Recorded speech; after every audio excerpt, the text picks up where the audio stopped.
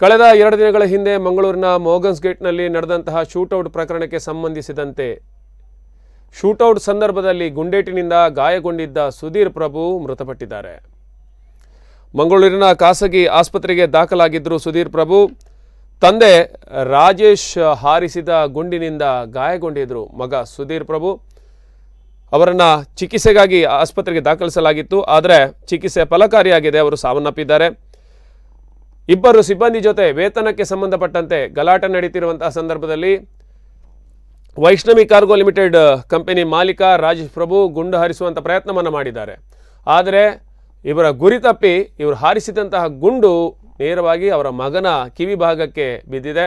ಇದರಿಂದ ಗಾಯಗೊಂಡಂತಹ ಮಗ ಸುಧೀರ್ ಪ್ರಭು ಅಲ್ಲಿ ಕುಸಿದು ಬೀಳ್ತಾರೆ. ಅವರನ್ನು ಆಸ್ಪತ್ರೆಗೆ ದಾಖಲಿಸಲಾಗಿತ್ತು. ಆದರೆ ಚಿಕಿತ್ಸೆ ಫಲಕಾರಿಯಾಗದೆ ಅವರು ಸಾವನ್ನಪ್ಪಿದ್ದಾರೆ.